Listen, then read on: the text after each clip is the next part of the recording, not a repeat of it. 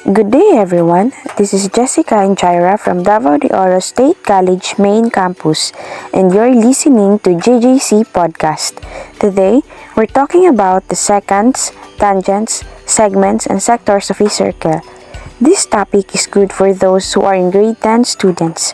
Without further ado, let's start with the objectives. At the end of this discussion, you are expected to identify the secants, tangents, segments, and sectors of a circle.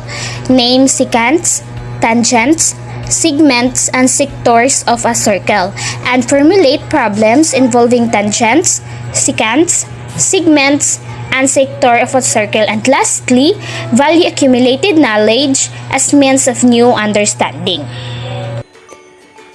In this lesson, the students will be able to illustrate tangent, seconds, segments, and sector of a circle. So first to identify is the tangent line. A tangent to a circle is a line coplanar with a circle and intersect it in one and only one point. As you can see in the illustration in the circle C, the line PQ is the tangent line. However, the point of tangent C is the intersection of the line and the circle. So again, in the circle C, the point A is the point of tangent C. Next to identify is the secant. So a secant is a line that intersects a circle at exactly 2 points. A secants contain a chord of a circle. So in the illustration, in the circle A, the line MN is the secant. However, the external secant segment is the part of a secant segment that is outside the circle. So in the illustration, the line GM and SM are the seconds, while the ray AM and EM are the external secant segments. A tangent segment. A tangent segment is a point of tangent line between the point of contact and a point outside the circle. As we can see in this circle, there has 2 points, point T and point B. Point T is the point of contact, while point B is a point outside the circle.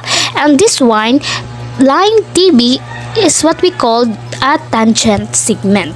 And this tangent segment is also perpendicular to the radius of a circle, whose endpoint is the point of tangent C. Next is secant segment. Secant segment is the part of secant line that joins a point outside the circle to the further intersection. As we can see in the circle, line ER is the secant segment. It because secant segment is a segment with one endpoint on a circle and one endpoint outside the circle. The point A is a segment with endpoint on a circle, and point R is on one endpoint outside the circle. That is the point that outside the circle, and one point between these points that intersects the circle, and that is B. So line ER is the secant segment. The next one is the sector of a circle. Sector of a circle is the region bounded by an arc of the circle and the two radii to the endpoints of the arc. As we can see in this figure, the shaded region is a sector of a circle, because a sector of a circle is a pie-shaped part of a circle made of the arc along with its two radii. A portion of the circumference, also known as an arc of the circle, and two radii of the circle met at both endpoints of the arc form a sector. The shape of a sector of a circle looks like a pizza slice or a pie. In geometry, a circle is one of the most perfect figures.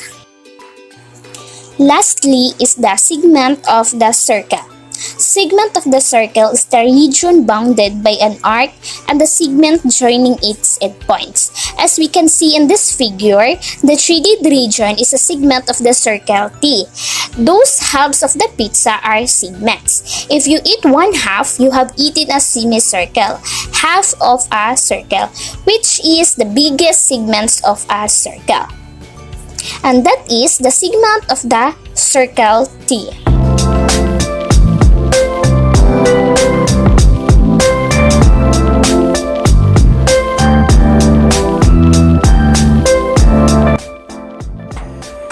You have just listened to JJC Podcast with your host, Jaira and Jessica. Subscribe to our podcast on iTunes or in Google Play and catch up our new episode. Hope you love this episode and thank you for listening.